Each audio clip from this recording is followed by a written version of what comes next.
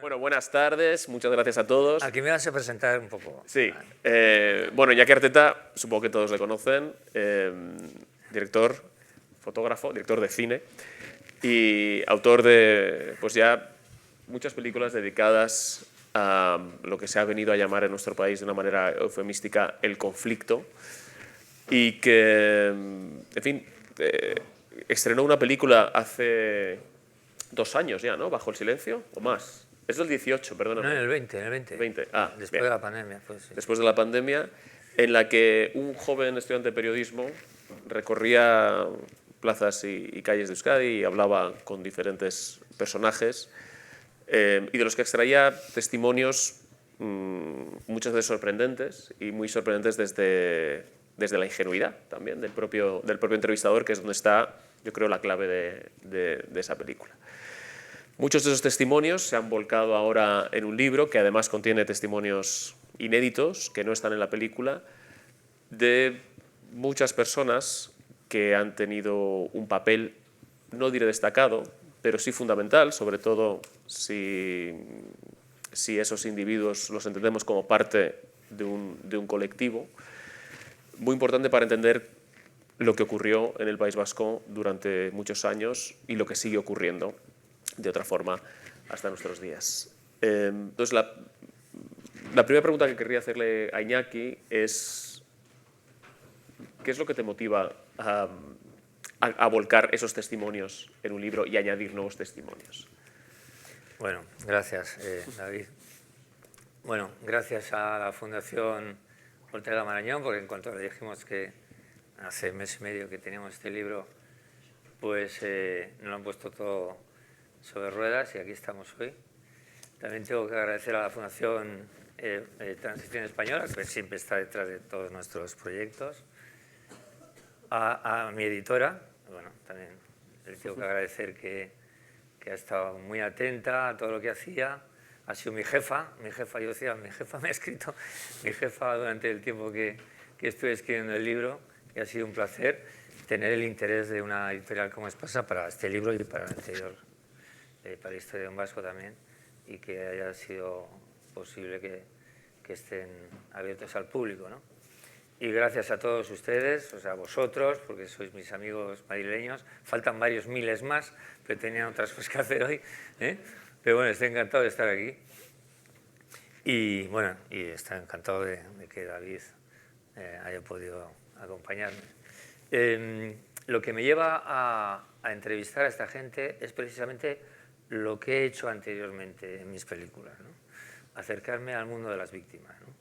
Y acercarme al mundo de las víctimas me empujó precisamente lo que he visto en este trabajo, en Bajo el Silencio, lo que vi antes de hacer mi primera película como ciudadano, la actitud absolutamente cruel y despiadada de los asesinos, ¿no? Todo, yo creo que el terror que causaban esos vascos que se organizaron para matar, a mí como ciudadano me impresionó, y después descubrí a las víctimas. Muchos vascos, no soy el único, descubrimos a las víctimas demasiado tarde, ¿no? Sabíamos de los terroristas que hacían cosas tremendas, que desaparecían, se organizaban para quedar impunes, huían, pero de las víctimas nos fuimos hasta muy adultos, ¿no? Diría yo, ¿no? Y entonces el conocer a las víctimas luego me ha llevado, el trabajar con indagar las experiencias de las víctimas familiares de víctimas mortales, de la gente que se tuvo que ir, de la gente que además de ser víctima no ha tenido juicio, no ha conocido a los asesinos de sus familiares. Todo eso me ha ido llevando hacia intentar conocer y mostrar al público lo que pueden tener en la cabeza los perpetradores, ¿no? O sea, es un camino, yo creo que en mi recorrido inevitable, ¿no? Yo esta película la tenía en la cabeza desde el año 2000, y lo he hecho 20 años después, ¿no? Del año 2000, 2002, leí el libro de Fernando Reinares, Patriotas de la Muerte, un libro que les recomiendo mucho, en el que entrevistaba a etarras que estaban en la cárcel y de una manera muy académica decía, bueno, pues este es de origen vasco, su familia era nacionalista o no era nacionalista, de un pueblo, de una urbe, de una ciudad, no era de un pueblo pequeño, estudió en tal sitio, y se analizaba el perfil de un montón, yo creo que hasta 100 terroristas que estaban en la cárcel, y lo que se destilaba de todas esas entrevistas es que lo común de todas esas entrevistas es que no había nada que fuera lo suficientemente importante, relevante o salvaje incluso, que les hubiera llevado a organizarse para matar, ¿no? Y eso me llamó mucho la atención. Yo recuerdo que me lo encontré una vez en un aeropuerto a Fernando Reinares, que le conocía de algo, me lo encontré, me acuerdo perfectamente, que le dije, oye, ¿y esto a estas personas que has entrevistado, podría tener acceso yo?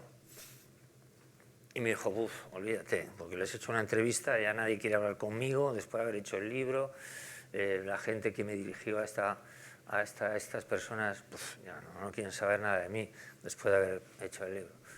Y tengo el libro y me gusta afirmar, poner en el libro la fecha en la que lo compro y, no sé, y alguna cosa más, que me lo ha regalado o lo que sea. Y entonces puse, esta película, o sea, este libro me da idea para hacer una película. En el año 2002, lo tengo ahí, lo he vuelto a leer hace tiempo, después de escribir este libro, ¿no? Entonces, la presencia de los perpetradores es vital para la historia. Es decir, sabemos lo que han hecho, pero tenemos que saber lo que han hecho.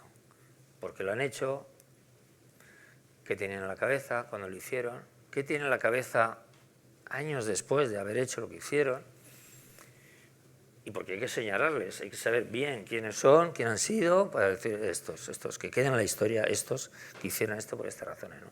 Entonces todo eso me empujó a hacer la película, que nos costó un montón, tener las suficientes entrevistas y variadas para esas 2 horas y cuarto de película, ¿eh? Y de ahí también yo creo que era un paso, al principio no lo pensé, pero yo creo que era lógico, que le pareció bien a la editorial, de ampliar el contenido de la película, puesto que cada entrevista dura 10 minutos, son 3 folios, y en el libro pues son 12, 13 folios, más o menos, 13 páginas cada entrevista. O sea, es decir, llegar a una profundidad, no solo a una profundidad mayor, con más volumen de entrevista, sino yo creo que es importante, pues las entrevistas están editadas como la película cronológicamente, es decir, desde el momento en que el entrevistador se sienta con el entrevistado, cronológicamente se va describiendo no solo la evolución de las preguntas, sino la actitud del que responde, ¿no? Porque claro, esas personas nadie, estoy convencidísimo que nadie les ha preguntado lo que les preguntamos nosotros, nadie. Entonces, la sorpresa es que, bueno, algunos se sienten más o menos engañados, depende de qué personalidad tienen, pero se aprecia. Yo creo que en la película se les transparenta aquí la maquinaria del cerebro, en cuanto a que creen que están en una encerrona, ¿no? Alguien les está preguntando cosas que no se llevan, ¿eh? Nadie les pregunta cosas, ¿eh? Pero sí, perdón. No.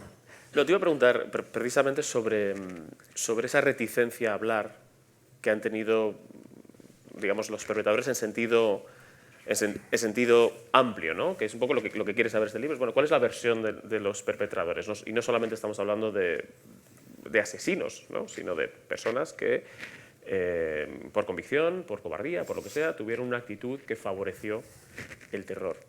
¿Por qué quienes lo hacían por convicción, o quienes creen en eso, crees que tienen esa reticencia a expresarse? Es decir, uno no tiene reticencia de expresarse favorablemente sobre algo en lo que confía que es lo correcto. Ya, pues es curioso, ¿verdad? Porque yo he pensado una vez, vale, sabes que es difícil acceder a esas personas, sabes que es difícil, puede ser difícil sacarles algo que sea, eh, que sea relevante, ¿no?, para el público. Es difícil, pero luego con el tiempo he pensado, bueno, pues si lo han hecho, que digan, pues sí lo hice yo, ¿qué pasa? ¿No? Ya estoy en la calle, tengo un partido político, ¿qué me va a pasar si digo yo, pues estuvo bien lo que se hizo? O sea, rara vez lo dicen, o sea, lo dicen con eufemismos, lo puede decir Otegi o los políticos más suaves del radicalismo ultranacionalista, pero claro, yo esperaba, realmente la decepción que había al acabar alguna de las entrevistas, porque claro, oírlas y en el momento posterior no das idea del... Porque al final son cosas que para los vascos que hemos estado atentos a esto nada sorprende. Ahí no nos sorprende nada ya, ni menos de esta gente, ¿no? Pero decían, es que, claro, realmente no iban a decir, los teníamos que haber gaseado a todos, no sé, o sea, alguna borrada, ¿sabes? Que hubiera sido chula para la película, ¿no? Pero no, claro, sí, claro, porque en el fondo lo han pensado, han matado a los que han podido, han matado a muchísimos más, ¿no? Pero, no, entonces, luego con el tiempo he pensado, digo, pues alguno que salga diciendo, pues sí, lo hicimos, ¿qué pasa? ¿Por qué? Porque Franco, porque tal, porque además se lo merecían y porque eran fuerzas de ocupación y no sé qué, ¿no? ¿Qué es lo que dicen suavemente? O sea, que en el fondo, bueno, son cobardes, evidentemente, son cobardes, pero eso es decir poco de ellos también. Pero esa cobardía choca un poco con la arrogancia que tienen en grupo, por ejemplo. Por un grupo pueden reivindicar lo que sea, pues eso, la amnistía y tal, o en ciertos púlpitos, Otegi y compañía, pues pueden decir que, bueno, más o menos pueden decir que lo que hicieron estuvo bien y tal, ¿no? Pero en realidad lo que deberían decir, o lo que se puede adivinar de sus palabras, es que todos los muertos están bien muertos, ¿eh? Todos están bien muertos.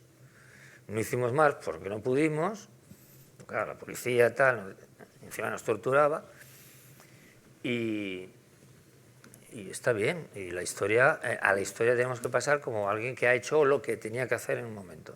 Esa es la clave. Yo comparto contigo y esa inquietud por entender, ¿no? Es por lo que me interesa mucho esa mirada en la que te llama la atención la crueldad de, bueno, cómo esta persona se puede ir a la cama tranquilamente, ¿no?, y mirarse al espejo por la mañana habiendo hecho lo que ha hecho o habiendo contribuido a lo que ha contribuido. ¿Has encontrado alguna respuesta respecto a ese saber estar o saber convivir con algo que evidentemente conlleva una dosis importante de crueldad? Bueno, esto está en Hannah Arendt, ¿no? Es la banalidad del mal, ¿no? La banalidad del mal no es que sean unos descerebrados o tienen unos problemas psicológicos, psiquiátricos o asociales tremendos y tal, no.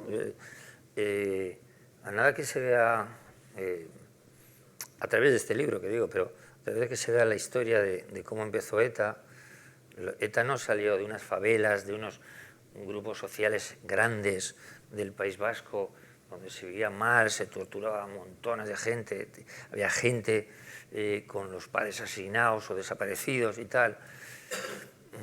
No, era gente normal, bueno, de hecho Juaristi, Unzueta, Echevarreta, salían de los Escolapios de Bilbao, eran familias bien, donde el virus nacionalista estaba en la familia, ¿no? Como una tradición cultural, también la mía, ¿no? Ya hablé de eso en el anterior libro, en mi anterior libro. Bueno, una cosa cultural que a uno le toca y, bueno, la asimila, ¿no? Pero no, eso, el País Vasco vivía el mejor sitio de España para vivir. Bueno, de hecho, no iba más que gente a trabajar al País Vasco, ¿no? La represión tampoco fue especialmente dura en el País Vasco. Hay un mapita de la Asociación de Memoria Histórica donde ponen las víctimas por porcentajes, por poblaciones, por las regiones españolas, y Guipúzcoa y Vizcaya, junto con Cataluña, son de los índices más bajos de represaliados y y de fusilados en la guerra civil, ¿no? Entonces, que no existen unas condiciones, las condiciones lógicas que pueden llevar a esa reunión de espíritus idealistas para estar casi 60 años asesinando, ¿no? Y además asesinando, pues ellos pueden decir, bueno, matamos policías y guardias civiles. Bueno, pero es que la mitad han sido civiles, o sea que para eso hay bastante menos de justificación. Personas que no amenazaban en ningún sentido su proyecto político, en ningún sentido, ¿no? Que maten a un carnicero, o sea, me da igual un guardia civil, pero quiero decir que si ellos lo pintan de guerra, bueno, venga. Pero la mayoría de las cosas que han hecho, las amenazas que han hecho, la crueldad, las amenazas constantes, la persecución, eso va más allá de un acto terrorista, de seguir a un tío, a una persona y matarla.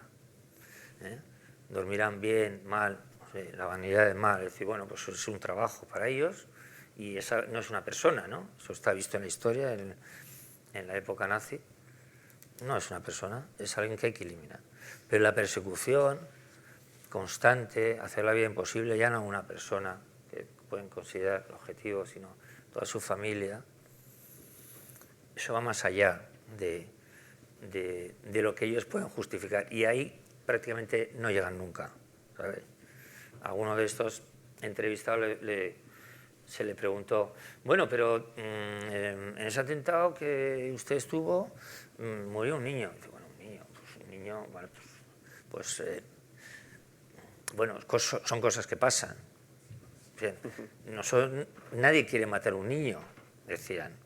No hay ninguna etarra que salga a la calle y pegue tiros porque esté loco, no. O sea, tienen algo superior, algo superior, que igual no entendemos, que les hace perder el respeto a la vida de los demás, pero no porque estén locos, sino porque hay algo que les empuja a eso, ¿no? Sobre las víctimas, incluso sobre ciertos asesinos concretos, condenados, cuyos nombres son familiares, se sigue hablando, pero se ha extendido un silencio, bajo el silencio, sobre la argamasa de colaboración que estaba en la sociedad. ¿Tú crees que esto se debe a que se considera que es necesario para que haya cierta paz social? ¿O que estas son las palabras bonitas que escuchamos siempre, ¿no? La reconciliación, la convivencia, en las que parece que la búsqueda de la verdad es un ejercicio de revancha, ¿no? Ya. Sí, así están las cosas ahora, ¿no? Porque esto de la paz, bueno, la paz es un concepto un poco líquido, ¿no? La paz de los cementerios, la paz de las dictaduras, y en este caso es una paz de conveniencia, ¿no? Bueno, y además que se lleva bastante eso de, para que haya paz vamos a dar todo lo que haga falta a los que más amenazan precisamente esa paz. Vamos a dar lo que necesiten, lo que quieran, y eso es el concepto de paz, ¿no? Y esto lo estamos viviendo ahora. Entonces, si hay una opinión, digamos, pública en cuanto a que, bueno, pues se han dejado de matar los militantes, se han dejado de matar un grupo pequeño, los militantes, porque luego el círculo, decimos, de gente que colaboró necesariamente para que todo eso se pudiera ejecutar, si han dejado de matar, pues es suficiente, hay paz en este país y no le vamos a pedir más explicaciones, ¿no? O sea, es una cuestión de conveniencia política. Realmente nadie sabe cómo acabar con estas cosas, no sé. Y la pragmática política pues suele ser, bueno, pues venga, para ti esto y para mí lo otro, tú sales de la cárcel, yo tal, no sé qué, tú dejas de matar, tú sales de la cárcel en 10 años y encima un partido político, ¿no? Eso es lo que hemos visto. Bueno, es un poco bajar las defensas de nuestro nivel social, ¿no? De nuestro nivel de entender, porque en esas ecuaciones no entran las víctimas en ningún momento. Las víctimas no existen. Se les dan cosas, medallas o dinero, lo que sea, se acabó. No existen. Lo que existen es la preocupación, ¿qué hacemos con los que han sido los perpetradores, ¿no? Y con su ideología. Claro, después de camuflar un poco a base de ese silencio lo que se ha hecho durante tanto tiempo, pues en ese mismo escondite está la ideología que impulsó todo esto, que es el nacionalismo, ¿no? Esa va a ser mi siguiente pregunta. Es decir, ¿hasta qué punto este silencio que hay sobre el colaboracionismo a distintos niveles, o sobre la misma tolerancia, sobre el hecho de que la sociedad en general no repudiara públicamente a ETA, sea por miedo, de nuevo, o en muchos casos por desinterés, por conveniencia, por lo que fuera? ¿Hasta qué punto eso, digamos, rendir cuentas, la rendición de cuentas de esas personas o de esos grupos tiene que ver con que sería exigir rendir cuentas al nacionalismo? Es decir, ETA es incomprensible sin el componente nacionalista, es decir, es un movimiento terrorista pero que mata por algo, es un grupo terrorista nacionalista con una idea de crear y liberar a la nación vasca, de hecho instalar un régimen también comunista, bueno, pero esta parte, digamos, de la ideología digamos que ha tenido menos peso que el elemento nacionalista, ¿no? ¿Por qué no se habla del nacionalismo como el ecosistema ideológico que permite no solamente que ETA nazca, sino que se perpetúe durante tanto tiempo? Bueno, pues también tiene que ver con conveniencias políticas, creo yo, ¿no? ¿Por qué no se habla? Hombre, el sistema político de partidos, donde la influencia de los nacionalistas, de los nacionalismos en general, es grande en la gobernabilidad de este país, pues hace que no se les pida muchas cuentas por muchas cosas. Y entre ellas, pues esta, la connivencia, la contemporización que ha tenido el nacionalismo con el terrorismo, muchas veces la complicidad, y eso se quiere esquivar. Yo creo que, hombre, vivimos yo creo que esto, o sea, no tengo ninguna duda que la memoria pondrá las cosas en su sitio, porque hay mucha hemeroteca y habrá historiadores que ahora están haciendo la carrera, están por aquí haciendo la carrera, o periodistas jóvenes como tú, o más jóvenes, que vayan olfateando lo que ha sido todo el entramado del terrorismo en nuestro país, que si hubiera durado 5 años, bueno, pues que han sido 60 años en los que han incidido en muchas cosas de nuestra vida social, ¿no? Y el comienzo, lo comentaba hace un segundo, son unos chicos nacionalistas que se escinden del PNV, que leen unas cosas, que ven el panorama de las guerras de liberación nacional en su momento, los años a finales de los 50, y todo eso les lleva a pequeñas acciones al principio, pequeñas acciones simbólicas de explotar no sé qué, de poner icurriñas, cosas simbólicas, y todo eso va generando una bola de nieve que va creciendo, va creciendo, va creciendo, va creciendo. Pero origen nacionalista, y nadie ha dicho nunca, ningún comunicado de ETA ha dicho que no eran nacionalistas o que su objetivo no fuera la independencia y bueno, y de hecho los sucesores de la independencia y la euskaldización de todo el territorio, ¿no? Claro. Un país libre, independiente, euskaldun, y ahora dicen feminista y tal, y ecologista, bueno. Entonces, eso está claro que lo nacionalista tiene que hacérselo mirar, ¿no? Claro, pero son unos tiempos fáciles para esquivar la autocrítica, ¿no? Porque Bildu incide en la gobernación de nuestro país, puede gobernar nuestra pequeña comunidad vasca en cualquier momento, luego tiene una participación normal en la política, entonces vete a preguntarles cosas, ¿no? Nosotros lo hemos hecho, pero ¿quién les pregunta cosas a estos respecto a su pasado? ¿Por qué no molestarles? Entonces me decía, bueno, no voy a decir quién, pero la vida de una víctima.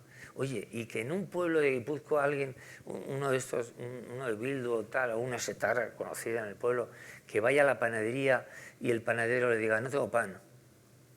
No, quiero esa barra, no tengo pan. O sea, que les incomode a alguien un poco la vida, es también misterioso, es misterioso. Es misterioso, porque en los pueblos, yo incluso en mi pueblo, sé uno que mató en el portal de mi casa a un señor hace 30 y pico años, y lo he visto por ahí. O sea, pero, es decir, ya no solo olvidar el pasado, sino hacer recocinar eso, ¿no? De olvidar el pasado y traducirlo en que da igual lo que ha hecho esa gente. ¿Viven en mi pueblo? Pues viven en mi pueblo. ¿Están en la política? Pues que estén en la política. ¿Dicen cosas que no me gustan? Se acabó, ¿no? Entonces, se ha creado un estándar de social en el que es mejor no molestarles, no incordiarles, porque también, como leía en un artículo esta semana, resulta que son los nacionalistas los que están haciendo la memoria de una violencia terrorista nacionalista. Es alucinante, ¿no? Sí, ese es otro de los grandes temas. Es decir, hay mucha insistencia en dos frentes que parecen contradictorios. Uno, en el no perturbar la paz, ¿no? Haciendo preguntas incómodas, recordándole a cada uno de dónde viene, o pidiendo explicaciones, porque creo que es legítimo pedirle a la que es ahora mismo la fuerza más votada, ¿no? Por lo menos en el voto por número de votos, aunque no tenga más escaños que el PNV, bueno, pues hacer una pregunta y exigir un acto de contrición, ¿no? Porque sí, Bildu no es ETA, pero la realidad es que el secretario general de Bildu, que es Arnaldo Otegi, sí era ETA y fue elegido por más del 80% de los votos. Pero hay una parte de no molestar y por otra parte mucho interés en escribir una memoria colectiva, ¿no? Es decir, en un ejercicio de memoria casi que establezca un canon de lo que sucedió. ¿Tú cómo te llevas con las leyes de memoria, en particular con las que afectan a... Hombre, pues fíjate, pues es que yo pienso que la memoria no se puede negociar. Y eso es lo que se lleva ahí en el País Vasco, ¿no? Y negociar la memoria, ¿qué es? Bueno, a ver, vamos a escribir algo, ¿no? Tú pones una cosa y digo, bueno, vamos a quitar esto, ¿no? ¿Para qué he hecho esto, no? Así se negocian todas las cosas, da igual un presupuesto que todo, ¿no? Vamos a quedarnos contentos. ¿Cómo puedes quedar contento? Un no nacionalista, que tampoco pintan nada en el País Vasco, no pintamos nada ahí, para escribir una memoria, no, mira, usted escriba lo que quiera, ¿no? Es mejor, ¿no? Yo creo que es mejor que no, que hagan lo que quieran. O sea, si quieren pintarlo de verde, que lo pinten, ¿no? Si quieren meter en los colegios, en los libros de texto, su historia o escaquearla o ponerla en 2 páginas nada más, pues que la pongan. Yo creo que es mejor eso o sea, que disimulen un poquito, pero que no quieran convencernos de lo que no ha sido, ¿eh? Que no quieran convencernos, que nadie se someta a esa negociación. Bueno, es verdad, Franco se empujó a estos chicos, luego no sé qué, y tal, la democracia es imperfecta, ¿no? Y un día dejan de matar. La democracia debe ser imperfecta, igual que hace 10 años, pero ahora han dejado de matar porque les parece oportuno dejar de matar. Bueno, entonces yo creo que eso, lo que se habla ahora es más bien de relato, más que, bueno, lo viste de memoria, que es un grado un poquito más, otro peldañito, pero relato, cuentos, ¿no? Cuentos cortos, vamos a decir, para que la gente asimile una historia rápidamente, ¿no? Pero la historia pues vendrá, pues yo estoy convencido de eso, vendrá con el tiempo. Oye, y lo que... O sea, tú eres optimista de cara... Sí, yo no, soy esperanzado, que es distinto. Yo sí, claro, creo que pues las generaciones jóvenes pues no hemos hecho lo de nuestros padres, ¿no? O hemos podido hacer cosas. Bueno, de hecho, la historia evoluciona, si no estaríamos en una cueva, ¿no? Entonces hemos hecho no exactamente lo que nos estaban diciendo. Y yo estudié formación del espíritu nacional, como muchos de los que están aquí en el colegio. Tampoco nos vinimos arriba y tal. O sea, con eso. Bueno, de hecho, y encima en un colegio religioso, yo no conocí a ningún amigo que se hubiera metido cura. Estábamos 1000 tíos en un colegio y tampoco... Quiere decir que la influencia de la educación que los adultos quieren, con la que quieren influir a los jóvenes, es muy relativa, creo yo. Es muy relativa. Cuando se dice que esa doctrina hay en el País Vasco, digo, bueno, lo intentan. O sea, hay algunos que ya van al colegio adoctrinados, naturalmente, la familia, tal, ¿no? Pero creo que el tiempo ya, no vamos a vivir nosotros, ninguno, ni los que han matado, ni los que han matado, ni dentro de 25 años o 50, y se verán las cosas de una manera más clara. Lo que pasa es que ahora conviene, bueno, a todo el mundo le conviene pues limpiar su pasado, yo no estuve, no fui, fue sin querer o era muy joven, ¿no? O sea, son las actitudes lógicas también. Pero yo creo que hay que trascender de eso. Sí, yo no creo tanto que la gente se olvide de lo que ha pasado como que sabiéndolo no le importe. O no le importe lo suficiente. Es decir, nos guste o no, el 70% del voto ahora mismo en el País Vasco va a partidos nacionalistas. Entonces, todas esas personas han olvidado lo que ha pasado o se han creído que esto fue un conflicto con dos bandos donde pues, cada uno hizo sus cosas y lo mejor que no, pues este relato de la equidistancia que hemos escuchado tantas veces. Yo lo dudo. Simplemente probablemente hay un voto pragmático en muchas personas, ¿no? Entonces, eso es lo que yo creo que es difícil de revertir.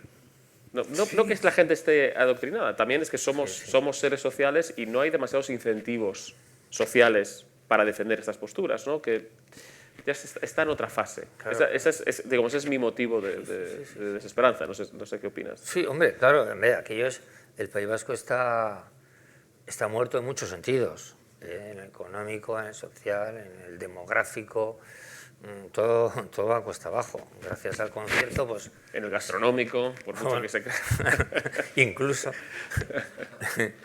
Se come bien en todas las casas, también te digo, pero eso no, pues también en muchos sitios de España, ¿no? Pero lo que es triste es eso que dices, la gente sabe lo que ha pasado, la gente adulta sabe lo que ha pasado, te los encuentras, o sea, vas por la calle en Bilbao y mires a quien mires que tenga más de 40 años, sabe exactamente lo que ha pasado. Lo que hizo, no hizo, qué pensó, qué no pensó, si discutió con alguien, no discutió con alguien sobre aquello que pasó, si le dio pena, rabia, se la tuvo que callar, no tuvo que callar. Eso, yo estoy convencido, todo el mundo tiene eso en la cabeza. No ha sido un día que pasó algo, ay, no me enteré. No, es que han sido tantos años y además luego todo el mundo tiene cerca a alguien que le ha pasado algo más gordo, ¿eh? Y que sigue viviendo allí, porque claro, muchos salieron, muchísimos salieron de allí. O sea, aquí es una sociedad rara como tremenda, ¿no? Y luego, claro, que es que el nacionalismo ha gobernado en los 40 años de terrorismo, imponiendo sus políticas nacionalistas. Y ahora resulta que gobierna el nacionalismo y la oposición es nacionalista también. Es maravilloso. Sí, esa es la peor parte. O sea, que es todavía más extraño, ¿no? Porque dice, bueno, entonces la gente vota a unos a otros y junta y hay es una mayoría votante, una mayoría social. El resto de la sociedad, los que no votan, si entre los dos suman, no sé, 500.000 votos o algo así, ahí vivimos 2 millones de personas. Y los que no votan no son nacionalistas, los nacionalistas van todos a votar. Quiero decir que hay una sobreexposición, bueno, ha habido siempre, ¿no? Y bueno, aún, es el resultado de las políticas nacionalistas. Es decir, claro, el que no es nacionalista se siente que no pertenece ahí y que no es parte de la ciudadanía. Y además está todo montado para que un no nacionalista tenga menos acceso a puestos en la universidad, ya sabe que ahí no va a llegar, ahí tampoco. Y que para pedir ayudas, hombre, pues hay otros antes. Antes están los suyos, ¿no? Entonces eso está instaladísimo en toda la sociedad. Es triste, pero eso sí. Vamos, por cebar un poco el libro, sin revelar demasiadas cosas, porque lo interesante es que la gente pues, vaya y vea este párroco que piensa, que pensaba, que opina ahora y dónde está moral e intelectualmente situado, ¿no? En qué coordenadas, ese y tantos otros personajes. Pero háblanos de algún personaje concreto del libro que a ti te interese especialmente y que si tuvieras que decir, en este libro se van a encontrar testimonios como este, ¿a cuál elegirías? Es súper difícil, ¿eh? Es muy difícil, sí. Hay uno que he incorporado en el libro, que no está en la película, porque fue una persona que nada más hacer la entrevista supo que no le convenía nada haber dicho, no haber dicho lo que dijo, sino no haber respondido a cosas que se le preguntaron. Ella era una mujer, detectó que esa entrevista no le convenía y en menos de media hora ya nos llamó. Es una actriz, nos llamó su representante y tuvimos que, bueno, pues ya consultamos a un abogado, nos está aquí Santiago Miraldelbos, un amigo, y nos dijo, si os manda con un SMS, si alguien te dice que no se puede, no se puede. No es como Miralles sí hacía cámara oculta, entonces cuando se podía. Nosotros no hemos hecho cámara oculta, ya está prohibido hace tiempo, pero ya ni siquiera, ya con un SMS que te diga alguien, no quiero que esta entrevista se publique, es suficiente. Siempre y cuando no se haya publicado, ¿no? Siempre que no se haya si se ha publicado, no puede ser. Efectivamente. Entonces, hubo una persona que es actriz. No quiero que adivinéis quién es, o sea, no os preocupéis por eso. No quiero ni dar ningún dato, no hay ninguno en el libro, ni voy a dar uno de más. Pero es una mujer que es actriz, que es conocidilla, es vasca y tal. Y eso, o sea, me impresiona la desfachatez, la hipocresía, pero suave, hipocresía suave, ¿eh? No es una tía... O sea, estas personas de ese tipo no son personas chulas que van... No, personas suaves, amables, hablan bajito, ¿sabes? Que parece que todo lo que puede salir de su boca es decente y esa, o sea, en la película no lo pude sacar porque claro, legalmente no podía salir su imagen y tal, pero en el libro me empeñé y bueno, la editorial me dijo, bueno, pues no sale el nombre y tal, pues no hay problema, ¿eh? Esa me impresiona mucho porque es un perfil curioso, ¿no? De vasco que aborrece lo español, que trabaja en España y gana en España, sobre todo... España premia mucho esos perfiles. Y además, pues sí, pues debe ser. Sí, sí. España todo lo aguanta, ¿no? La lista de premios nacionales. Sí. Claro, pero si fuera al revés, imagínate, hay un... o sea, es que tengo en mente la columna de Félix Ovejero, no sé si alguno lo leyó, de ayer del Mundo, donde contaba que él fue finalista de un premio nacional y que, bueno, pues que preguntó, pero que ya le dijeron... No, olvídate de ganar, porque en estos premios tiene mucha presencia siempre pues las academias, las distintas academias regionales y no sé qué. Y bueno, pues él efectivamente no lo ganó. Y se enteró, no sé si en esa edición o en otra edición, que había ganado un premio, un libro, un ensayo precisamente en euskera, ¿no? Esto es el Premio Nacional de Ensayo. Y supo que del jurado solamente uno, el representante de la Academia Vasca, hablaba euskera. El resto leyó un resumen de 20 páginas y ya está, y con eso se le dio el Premio Nacional, ¿no? Por eso decía que estos... que aquí que no me parece mal que se premie, pero en fin. Sí. Estos perfiles bueno, de aborrecer. Y luego hay un escritor también que se sale en la película, pero tampoco voy a decir su nombre, por si veis la película lo veréis. Pero lo mismo, es un tío que es Premio Nacional de Literatura en España. Sí. Y tiene un discurso también un poco lisérgico, ¿no? O sea, un poco, ¿qué está diciendo este? Y tal, ¿no? Que marea un poquito, ¿no? Pero claro, marea a los que quiere marear. Que decir, a otro igual le responde con más contundencia. Bueno, claro, a medida que pasa la entrevista se va viendo que aquello le está poniendo loco. Decía yo que hablo de mis libros y tal, y de la paz y no sé qué, y ahora viene Antigua preguntando. Entonces, ese perfil también, o sea, porque quiere decir que los que han estado en ETA o cercanos a ETA, uno que mató, que le entrevistamos también, ¿no? Y otros que decían que no había matado, pero vete a saber. Bueno, pues oye, vale, pues... han tenido una acción clara, no les disculpa, pero tienen otro perfil. Esta gente que anda entre nosotros, que viene a Madrid, cenará en cualquier sitio, tendrá amigos, muchos amigos, o sea, no desprecia a las personas, desprecia el ente este de España y lo hace compatible con hacer un papel de Policía Nacional, por ejemplo. Bueno, o sea, no sé. Sí, no, es verdad, además. O sea, lo hace compatible con vivir bien en el resto de España. O sea, España es amable con ella, pero o sea, esa disonancia cognitiva, ¿no? Bueno, eso es lo que más me impresiona porque está muy extendido allí, sobre todo por eso, porque digo, este es el perfil, porque asesinos, tal, aquí, pues realmente ha habido pocos, pero todos los que les han amparado, lo han entendido. Bueno, pero tiene sentido que se comporten así, aunque a nosotros nos parece nos puede parecer incomprensible desde un punto de vista frío y abstracto de lo racional. pero tiene todo el sentido. Es decir, bueno, por un lado, acepto trabajos que me llenan la nevera, por otro, mantengo unas creencias que me hacen encajar socialmente en mis círculos y quedar bien, porque es más guay decir esto que decir lo contrario. Entonces, quiero decir que es lógico desde el punto de vista social, ¿no? Es cínico. Civilizado también. Sí, pero desde el punto Nadie de vista... va de Israel a Gaza a pedir trabajo ahí a... No, claro. Al revés, de Gaza a Israel a que le pongan de estrella de televisión, ¿no? O sea, la gente tiene más cuidado en los sitios que son menos civilizados, ¿no? Pero aquí, claro, abusan. Lo que ha hecho el nacionalismo en general, y en estas personas se ve, es abusar de que España tampoco les ha hecho tanto mal.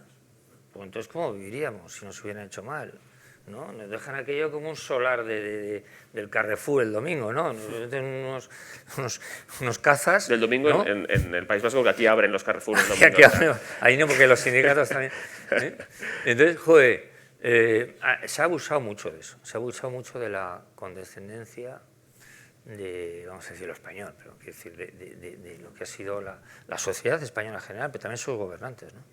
Bueno, me decían que quedan unos 15 minutos, pues, así que quizá podemos abrir un turno de preguntas, comentarios. Pero preguntas, ¿eh? No reflexiones. Solo he aprendido de un... Sí, preguntas. Pues bueno, ahora levantar el dedo. ¿Alguno? Bien, Mariano. No está preparado, ¿eh? Le conozco porque conozco a la mayoría de los aquí, que no está preparado.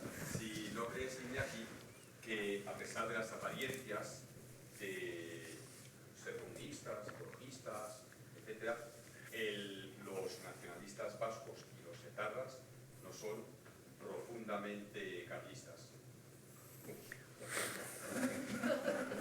Profundamente, no superficialmente carlistas. Profundamente. Herederos directos de Zumalacárregui. Pues hombre, yo creo que sí, hay sectores más o menos profundos, como decimos, pero sí, hay mucho de eso también, naturalmente, sí. Pero las cosas están cambiando también, porque la demografía es importante allí, ¿no? Entonces, una de cada 3 nacimientos, uno es de madre extranjera. En Álava todavía aumenta más el número de... O sea, quiere decir que todo esto del nacionalismo se va mutando en cosas que tienen que ver más con la actualidad. O sea, a Sabino Arana, por ejemplo, ni lo nombran prácticamente, ¿no? Es una cosa como... No reniegan de él, pero no lo nombran. Porque les parece un poco viejo, ¿no? Y lo carlista, ni te digo, pero en su espíritu tienen eso antiguo, pero yo creo que se compadece mal con sus actitudes presentes, ¿no? Que van, no saben a dónde, como decía Nicolás Redondo, decía de Zapatero, no sabe a dónde va, pero va muy bien. Pues con el nacionalismo pasa eso, o sea, no sabe a dónde van, pero siempre van ganando, ¿no? Ahora igual están un poco con Bildu y tal, pero yo creo que eso va cambiando, sí.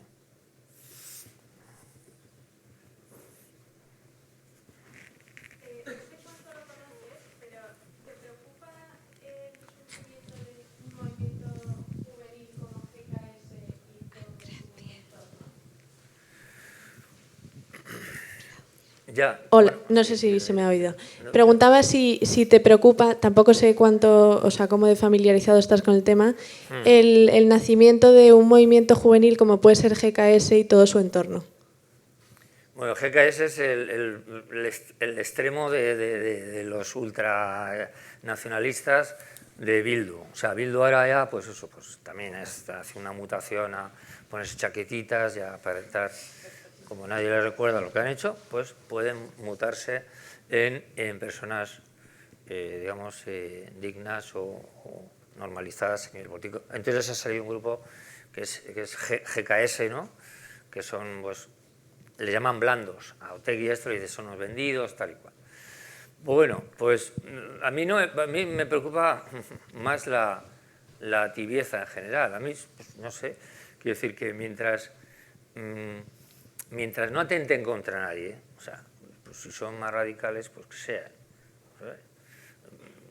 Dicen que están a la izquierda de los otros, que han quemado medio Euskadi y han matado todo lo que han podido, y están a la izquierda, no sé qué significa.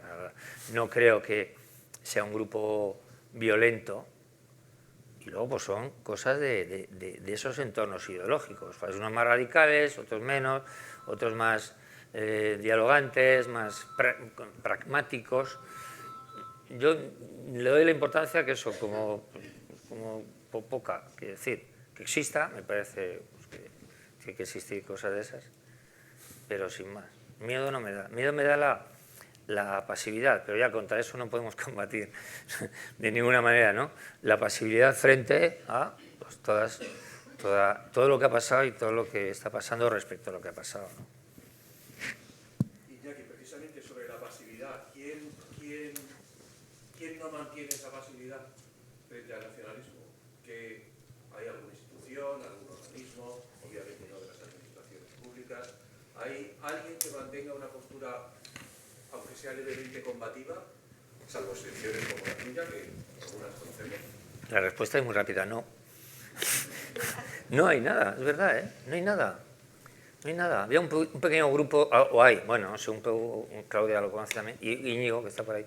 Egonon, hay un grupo pequeñito de gente universitaria, bueno, ahora ya todos han acabado la carrera y tal, ya no son menos universitarios, pero hay un pequeño grupo en el País Vasco de gente joven que, bueno, que de alguna manera hacen lo que pueden, testimonialmente, no me equivoco, ¿no?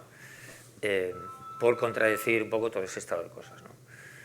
Como en Cataluña, los chicos, esto es acabar también, pues dan guerra toda la que pueden allí, tal. Pero realmente no hay.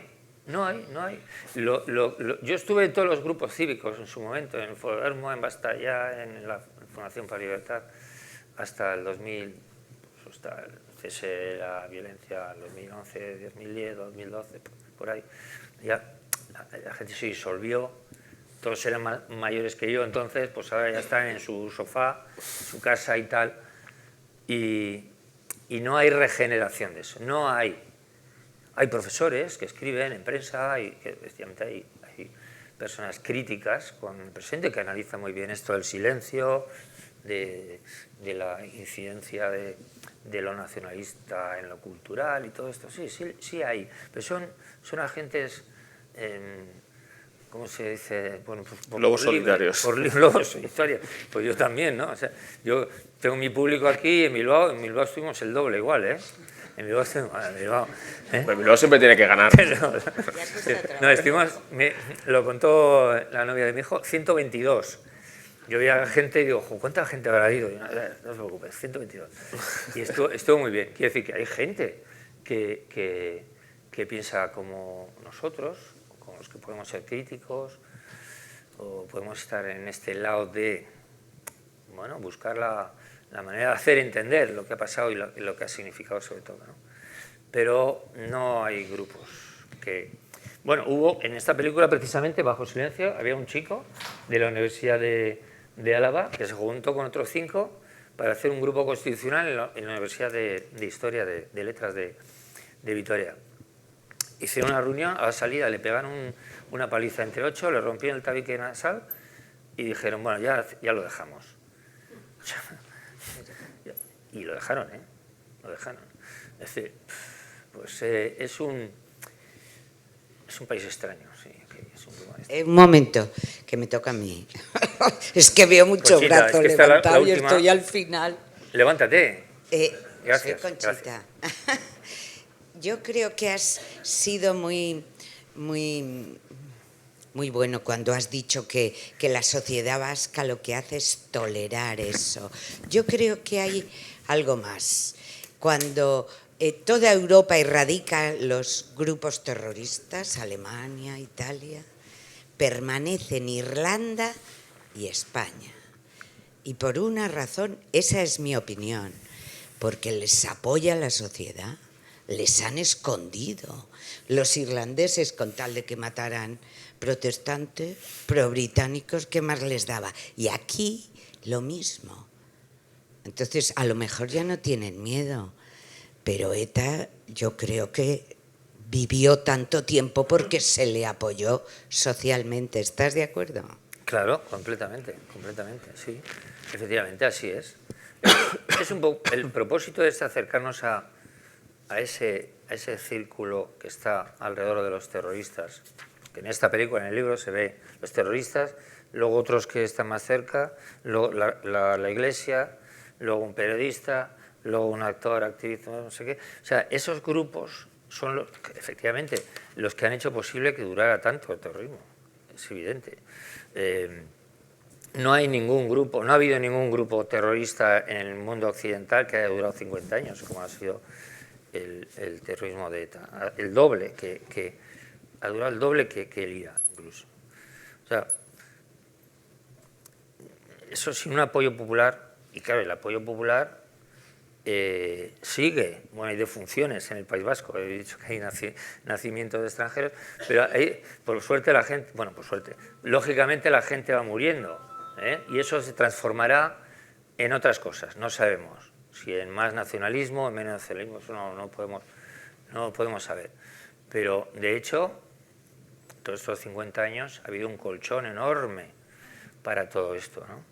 Un colchón eficaz, o sea, no solo los que les señalaban a las víctimas, los que les dejaban las casas, los coches, los que consumían las cosas, los periódicos suyos, las tabernas, todo es, las castolas de AEK, en fin, todo eso ha sido un colchón enorme y económico también, ¿no? Que de alguna manera Baltasar Garzón en su momento lo desmontó, ¿no? Las Tabernas, esto era todo el tinglao económico también. Y eso es una industria total, o sea, no participan. Dicen que ha habido, no sé si el otro día leí que se había habido 10.000 personas que habían pasado por ETA en todos estos años, no lo sé, si serán muchos o pocos, pero hay decenas y decenas de miles de vascos que les han puesto, han sido muy eficaces para que los otros pudieran llegar a su objetivo, que era matar a gente o amedrentar a otros, ¿no? Eso está claro, sí. Bueno. ¿Descartas la posibilidad, Iñaki, de que ETA vuelva a asesinar? Yo no ni soy politólogo, o sea, solo me falta ser politólogo, pero no tengo ni idea. Ni tampoco. Yo creo que, o sea, no se puede descartar nada, pero creo que no hay indicios, ¿no? Porque, como decíamos, hay un grupo de jóvenes que pueden ser más radicales.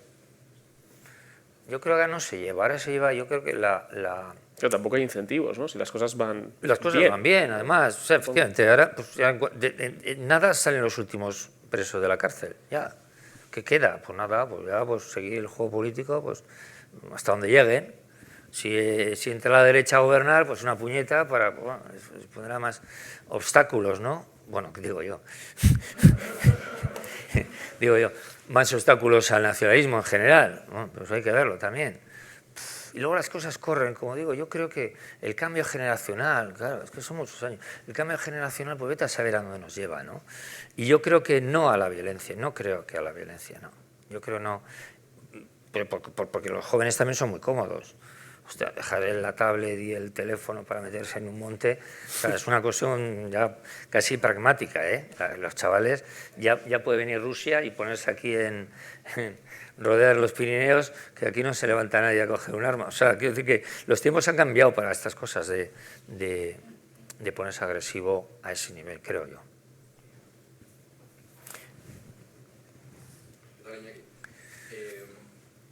¿Cómo dirías que entronca precisamente el problema demográfico al que has hecho referencia del País Vasco, quizá más a futuro, en las próximas décadas, que se enmarque más con una sociedad, no quiero decir ninguna barbaridad, pero yo catalogaría como profundamente racista, como puede ser la vasca?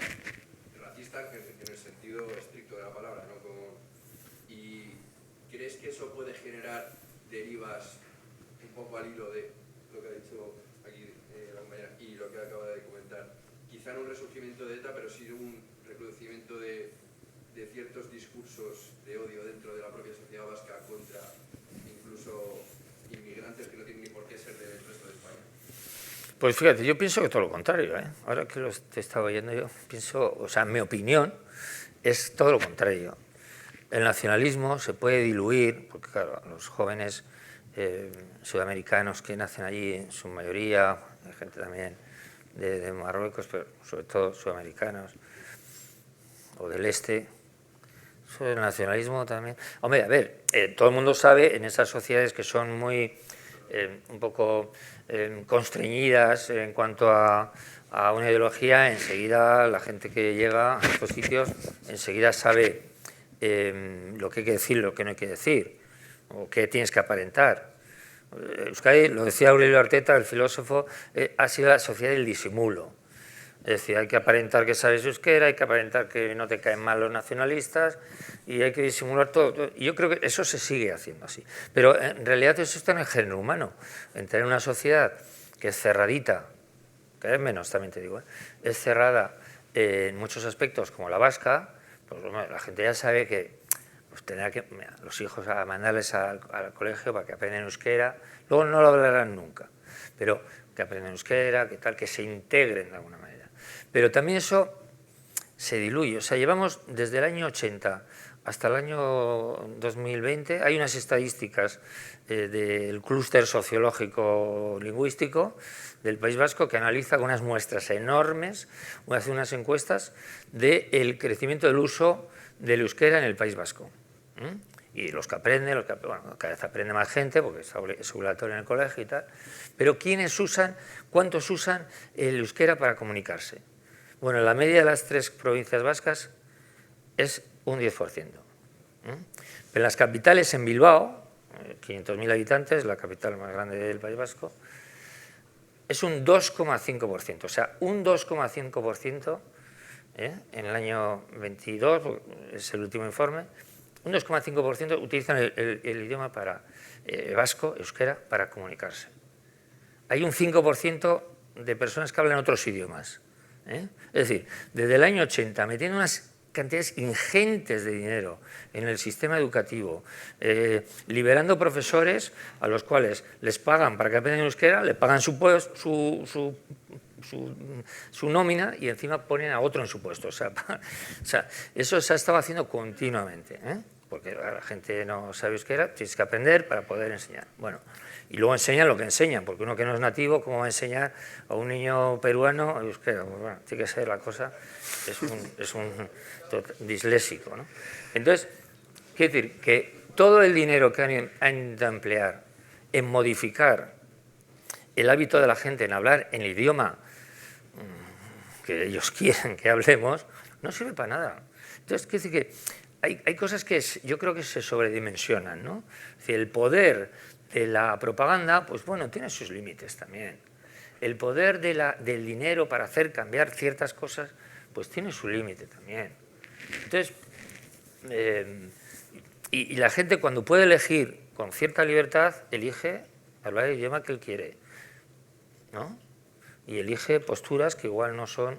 Pero bueno, eso a otros niveles políticos pues es más lento, yo creo que es mucho más lento. Y es lo que estamos hablando. Es una sociedad de diván, ¿no? De pasar todos por el psiquiatra porque hay cosas que no se pueden explicar en una sociedad moderna, ¿no?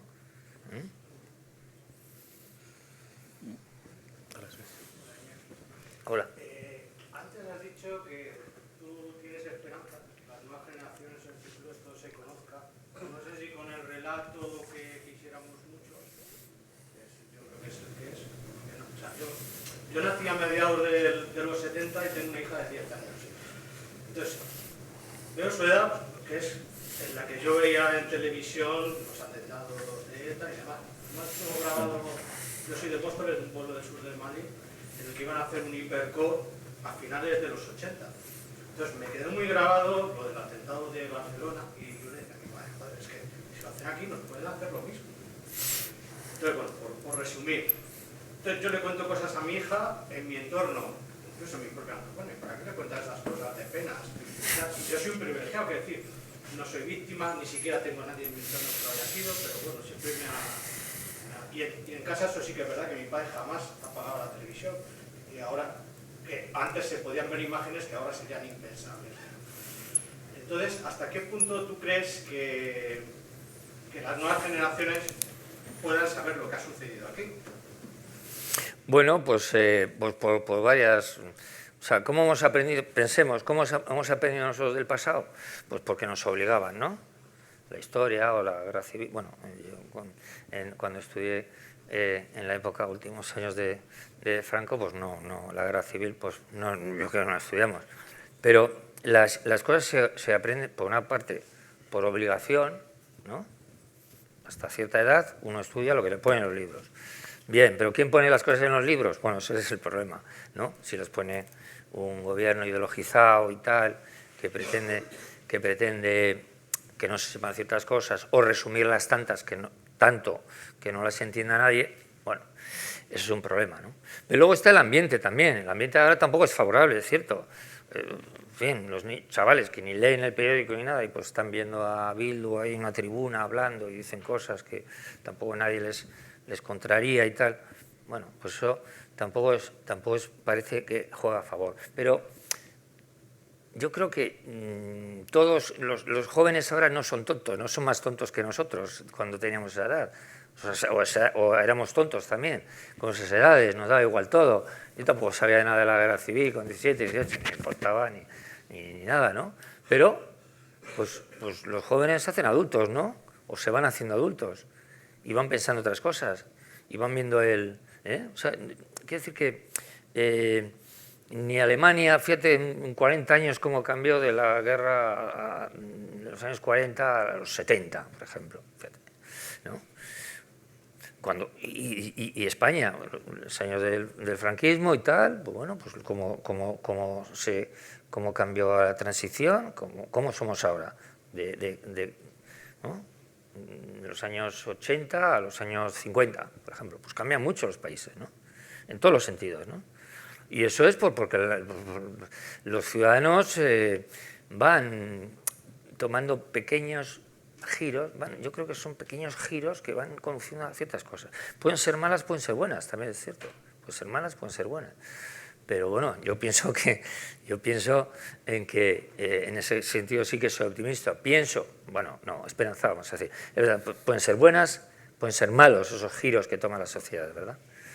Pero pueden ser buenos. No tienen por qué ser obligatoriamente malos, no tienen por qué ser una sociedad futura horrible porque los chavales no les pusieron lo que era el terrorismo en un libro. Los historiadores cogerán las cosas que hay. Yo me encargo de eso, yo y otra gente, y los periodistas que son nobles y quieren contar las cosas bien, los periodistas, escritores, historiadores que viven este presente. Yo me dedico a dejar artefactos, cuanto más mejor, series, películas, no sé, cosas que sirvan para que, como nos ha pasado a nosotros cuando hemos visto la historia del pasado con películas documentales, ¿sabes? O sea, para que se pueda hacer una idea, una generación, de mis cosas y otras, pues, bueno, y otras muchas más, puedan entender lo que ha pasado aquí. Y sobre todo el núcleo, el epicentro de lo que ha pasado aquí, que es una actitud violenta en una sociedad. Que se miraran qué causas había. ¿Había causas? ¿No había causas? ¿Por qué? ¿De dónde lleva la ideología? La ideología lleva a eso, lleva cosas buenas, lleva cosas malas. Todas esas cosas yo creo que lo que hay que hacer ahora es dejar cosas, pero también a nivel familiar, o sea, no todos vamos a hacer películas, pero también a nivel familiar o social, dejar cosas, dejar mensajes a quien podamos, nuestros hijos, por ejemplo, que se traduzcan en un conocimiento sano de lo que ha pasado. Sano. No, la violencia no. La violencia, la ideología puede llevar a esos extremos. El nacionalismo ha llevado más de una vez a esos extremos, a la gente que se cree superior y que se cree que por hablar una lengua tiene que tener un país, y como tiene que tener ese país, si no dejan tener ese país, pues hay que hacer cosas violentas, ¿no? Despreciar a los demás. Bueno, pues eso tiene que ver con la cultura. Eso quizás no esté en los libros, ¿no? Pero eso será la mejor... yo creo que la mejor herencia que podemos dejar para que se sepa de una manera honesta lo que ha pasado, ¿no?